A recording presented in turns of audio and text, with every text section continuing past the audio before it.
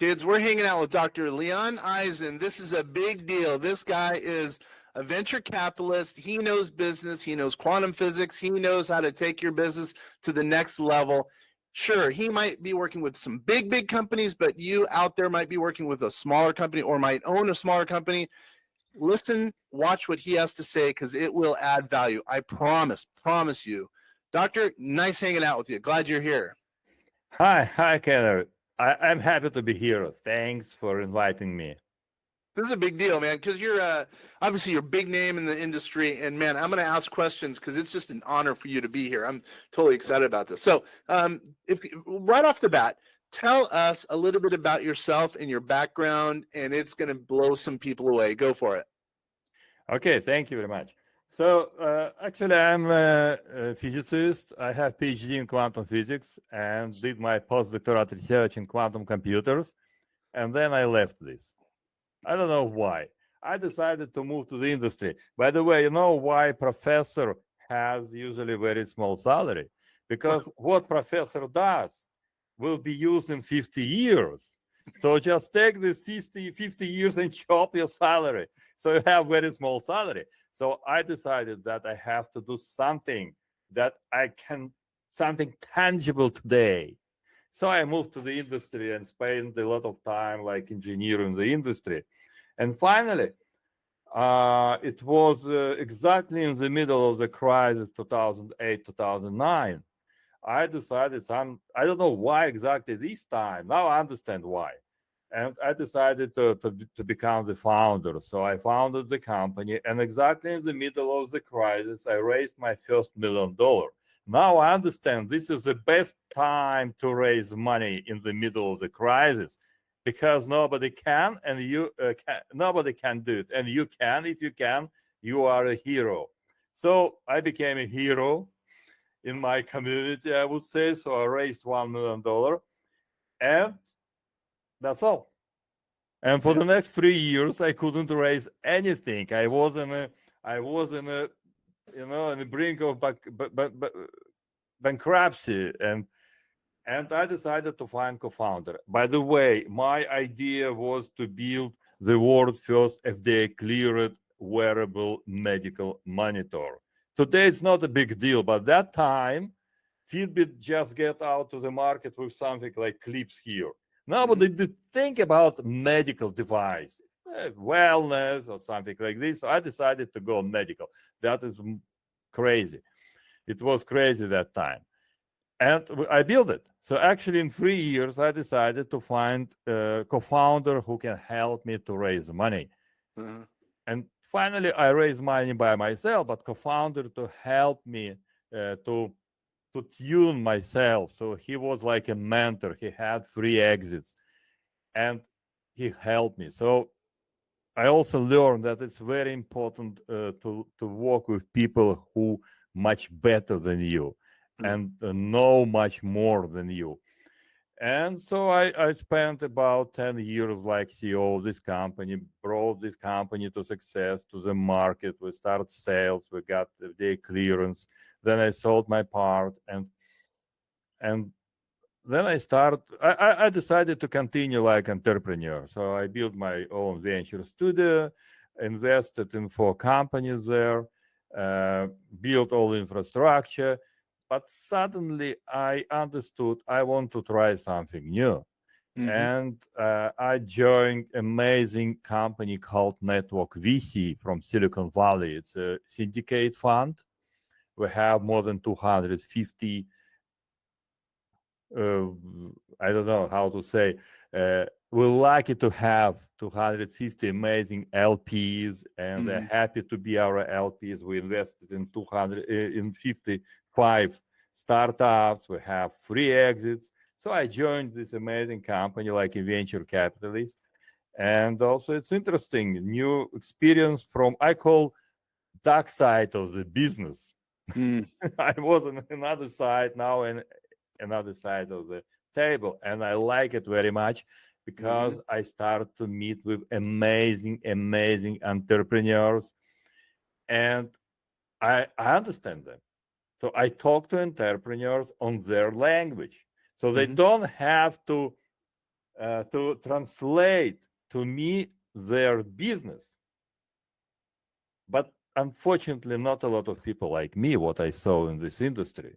So I decided to start to help these startups. So actually, I cannot invest in this company. Maybe this company is not ready, but I can help this company to be ready because I see some potential in this company. So I joined Founder Institute. I joined GSD Venture Studio like a partner today. Gary Fowler, maybe you know him. And I start my mentorship as well. And it happened that I like the most to share my experience. And for young entrepreneurs, I do it totally for free. I like to help them. I have some cohort of 5 companies all the time for 3 months, 4 months, intensive coaching. But this is for around day. This is for much more developed companies. And this is not for free, actually. I'm sure it's not. Yeah, I get it. Right.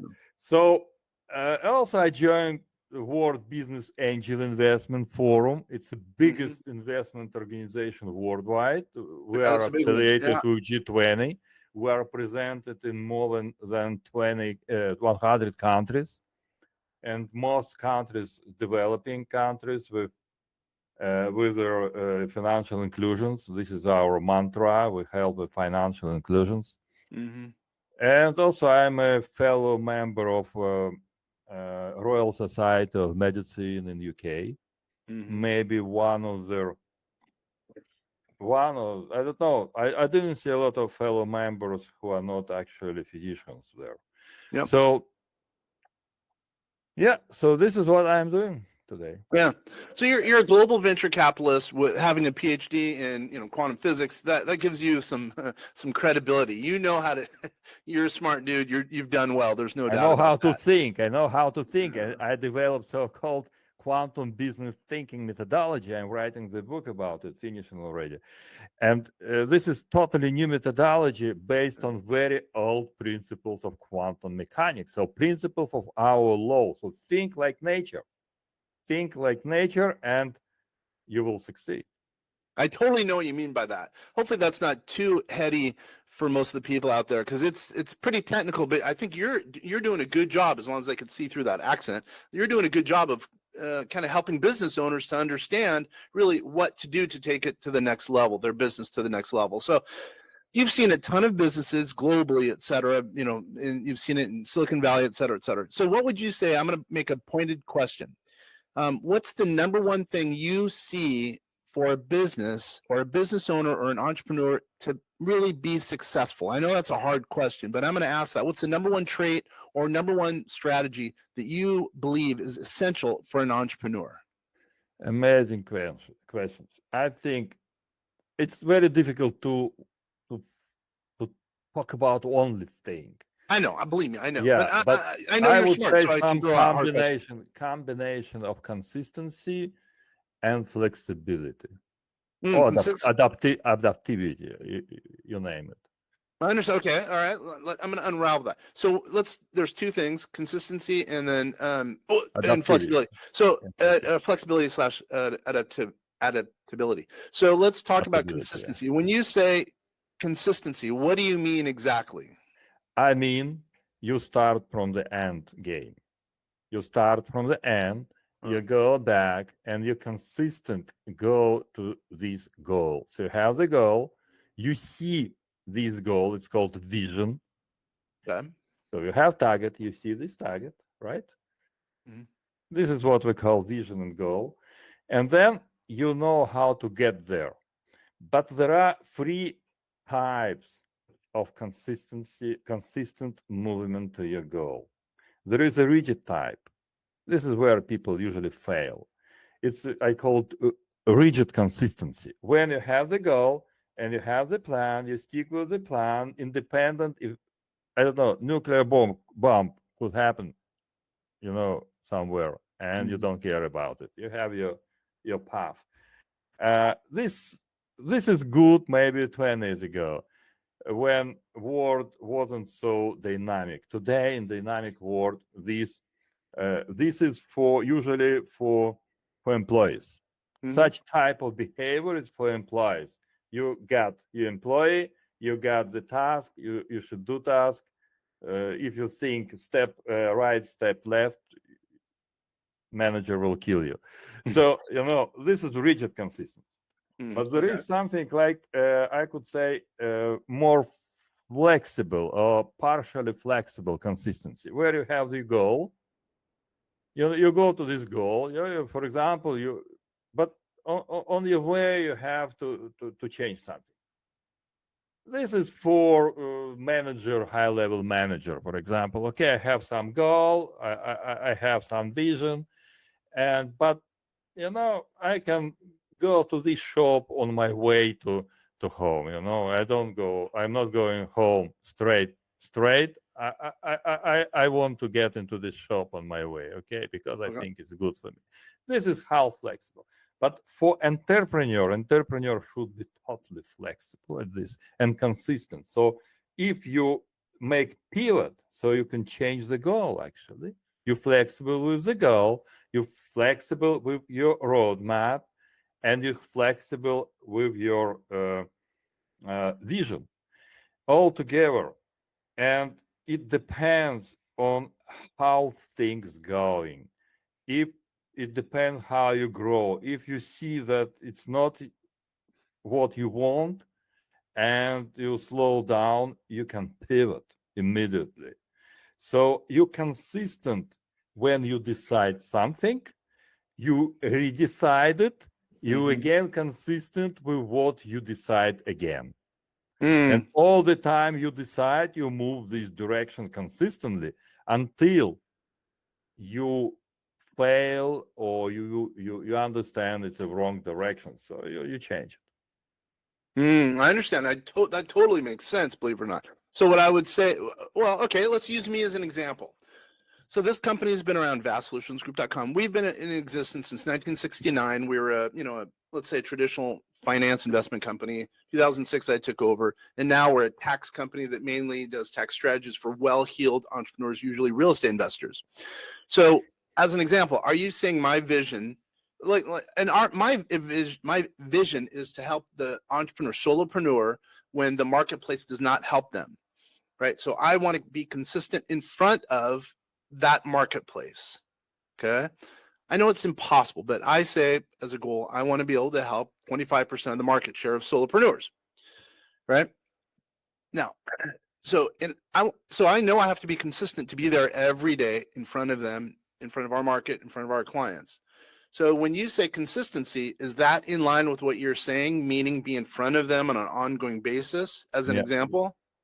exactly. But if you're going to change your audience or change your business, you will be same way consistent with this change as well. Mm, mm. So meaning, give me one example. Yeah, I need an example so I can understand. Maybe our audience will be able to understand as well. For example, you are a startup, you are going to make the pivot, okay? So you tried something for 3 years and you understand you do not succeed. It's a wrong goal, Mm-hmm. wrong mission. I don't know. Okay. Mission, by the way, I suggest to keep. You can change goal, you can change road map, but keep the mission. Keep the mission, yeah, because Keep you're the doing your mission. mission. Yeah, I understand. I Yes, understand. exactly. But within this mission, what is it mission? It's most valuable thing you are doing today toward your goal. So you can keep the mission to do the same valuable thing. For example, you're going to help, I don't know, patients with cancer. You're going to develop new drugs for patients with cancer. Mm-hmm. Cancer. So your mission to help patients with cancer. Your goal in 3 years to deliver this drug to the market and help, I don't know, 1 million patients. So to make 1 million doses of these. And so this is your goal. And in couple of years, you understood that your formula is not right. You have to Mm-hmm. change something. You keep your mission, you're going to help your cancer patients, but you change your formula. You go to different factory. You change your algorithms. Maybe even you change your goal. Maybe you understand you cannot treat patients, I don't know, with one kind of cancer. You're going to treat patients with another kind of cancer because this formula is better for this. You can pivot on your way. But when you did this pivot, then you decided you cannot move immediately back in or change again. It's like, very good example for you, an audience, I think, much more understandable. Why government tax real estate if you're going to sell it within the first year? You're going to be taxed. So Right. government like your consistency to own this real estate, right? Yep, you're right. That's the issue. No, I get you. I get you. So then, and then the second element of it is flexibility at the same time. So, all right. So, can you give me an example of how you have helped one of your, I guess, portfolio companies or one of your advisory companies or maybe coaching clients to take it to the next level? So, meaning maybe someone, I'm making this up, maybe someone was, I don't know, bringing in $1 million a year, and now all of a sudden, because of you, they're bringing in $10 million. By the way, I know you're not trying to bring in clients, but can you provide an example of how you've added value in that regard? Okay, so let me think. Very good question, actually. So if you take the company, so a company come to you and you talk to this company, you learn their materials, and you understand that this company cannot communicate in the right way with investors. Okay. So they do very well. They have very good, for example, they communicate revenue, and the revenue looks like this. But revenue is a lag indicator, right? I am not like investor. I am not interested in your revenue. That's true. That people don't realize that, but you're right. Yeah, and they come to me and put revenue on the top. Wow, we have $1 million of revenue this year, and they put somewhere in the corner RR, because RR is much less. For example, $500,000, and well, RR is less. We did good revenue this year, so we show revenue, and this is a huge mistake, for example. You're and right. So yeah, but what I'm looking for, RR looks like these, and the revenue like these. So I'm interested in RR, not in revenue, because RR it's a indicator about future. So this is example. So I take it and I teach company how to do it.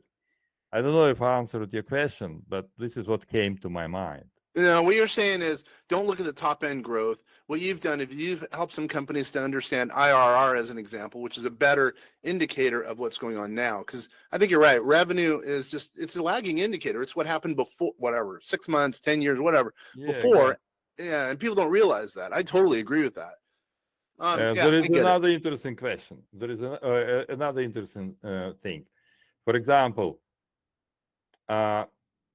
how to when a startup founder come to investor, start to talk about vision, mission. Okay, we asked to talk about vision, mission, all this bullshit. Yeah, and but because their vision tells me about how much money they need to fulfill their mission and vision. For example, if you come to me and say, I created a startup, I'm going to feed 1 billion people. Yep. No, it's not my business, because you will need $1 billion to do it. I will be diluted. I'm not going to put money in such mission. But this is only where I'm interested in mission, like a venture capitalist. Actually, I'm interested in number. If this startup comes to our committee, we're talking about numbers.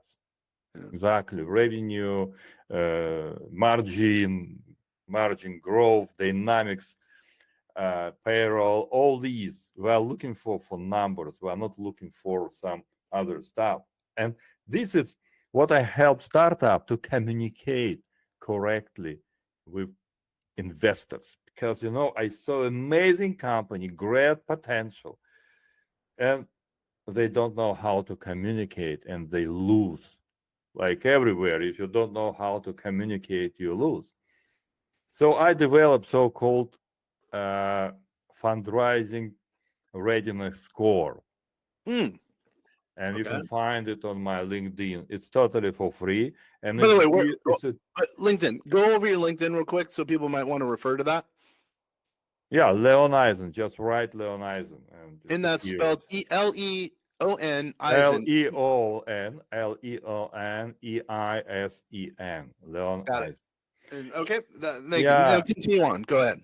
yeah, and it's built from investor perspective. So it's 20 questions designed for four specific clusters. It's a market, branding, operations, device, business. So all these, and it's built specifically to give these founders some feeling Feedback. feeling what investors looking for, what they want actually. It's interesting. And my first scorecard was built just about some technical questions. What your revenue, what is your market, what is your niche? And I got 100 score from everybody. Every startup is the best on this. And then I start to talk to them. I see they cannot communicate it. So I change everything and build it from communication point of view. Yeah. And it works much better. Now, I don't know who got to 60%. Yeah.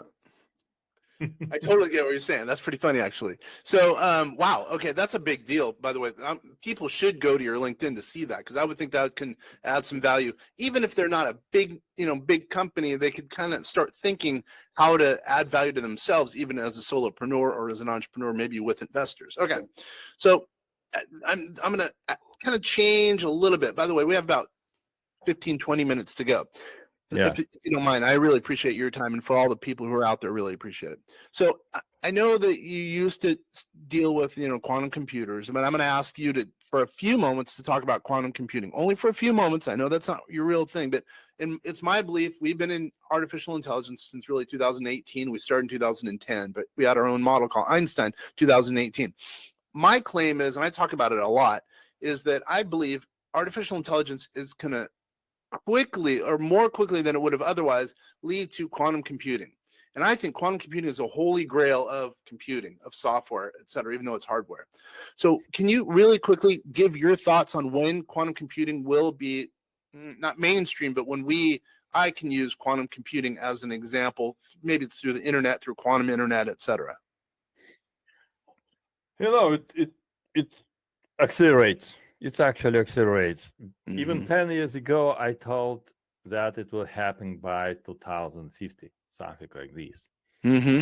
I started in 2005, like a postdoctorate research, and we built laser cooling tools specifically to keep atoms in a ground state to get it's some basic of quantum computer, so Totally. Yep. yeah. And then I just stopped. I lost any interest to this because I moved to industry, because I didn't see that it will happen very soon, and I like tangible things. I would have done that if I were you too. And Yeah. today I get back to this interest, to this stuff, and even I developed so-called quantum business thinking methodology, as we talk about it. And this was inspired by development of quantum computers, because it's based on quantum physics. So these laws start work for us. I think maybe 15, 20 years, we will be able to connect to quantum computer and solve our problems much more easier and quicker than we have today. The question how to communicate our interfaces and computers at home with quantum computer. And this is the interesting subject that people try to solve. I understand. I know that, just a while back there was some, a group in Germany made it. So basically, well, real quickly, hopefully I'm not going to lose the audience here, but the issue with quantum computing over the internet is that the electronic fibers, as of today, they're having an issue with quantum computing atoms going through that's all around the world versus the current internet. Now there's a group out of Germany that just made it so it kind of tricked quantum computing atoms to be able to think, well, wait a minute, this actually, I would be able to go through the electrical impulses that exist today. And I think that goes a long way into bringing quantum computing or quantum internet to today. Now, when I say today, I think instead of it being occurring in 15 years, I think maybe now, who knows, it would be 5 to 7 or maybe 10 years. So that's going a long way to helping us towards quantum computing a little bit earlier. But anyway, I'm glad I asked you that, because you're obviously one of them. You know more about quantum computing than obviously most of the public out there. So, okay, so thank you very much for that. Now, that being number one, now I'm going to ask another question about your method of quantum, quantum business, I guess.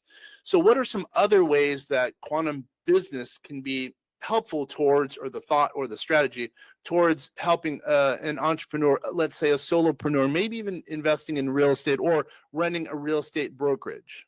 Very interesting question. For example, there is one of the maybe biggest CRM company in our world.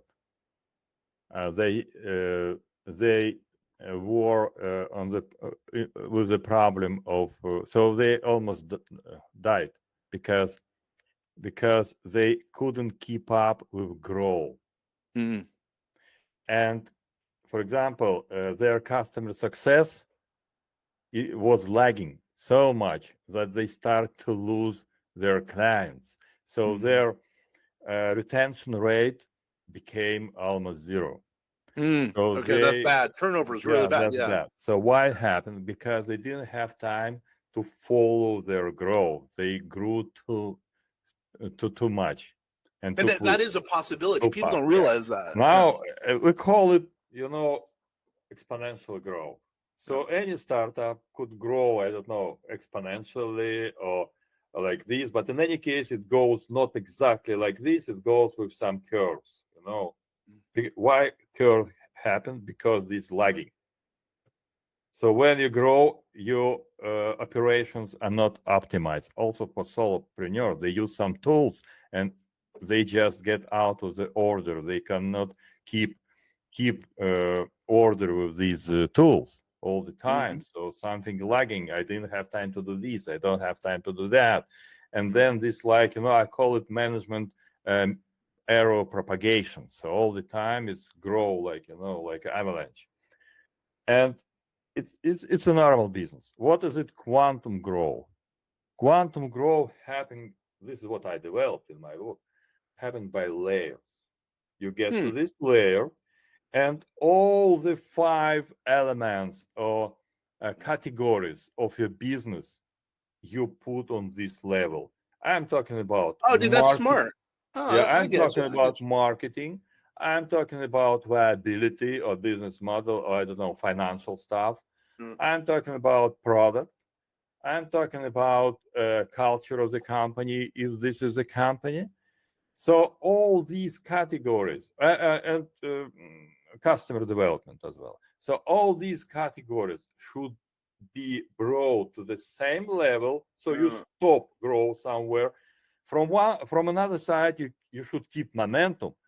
But if you keep momentum for the sake of all other stuff, you will drop very quickly. As quicker you grow, as much painful will be your failure. You're exactly right. So what you're saying is manageable, what I call manageable scale. Instead of going up like this because you'll lose a bunch of clients, you step up and make everything manageable. You can grow exponentially as well, but it's not like curve around some average exponent, but like layers exponentially, like this.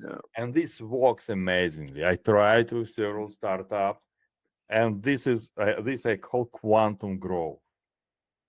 Now, manageable scale would be the analogy, in my opinion. I totally get it. So, what's one of the things, as an example, one of the strategies that allows for manageable scale? I assume having good systems in place. That's what I would say. Would you Exactly. say that's the case?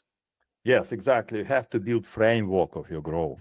Everything starts from the strategy. Without strategy, you don't see your target. So you start from the framework, you build milestones.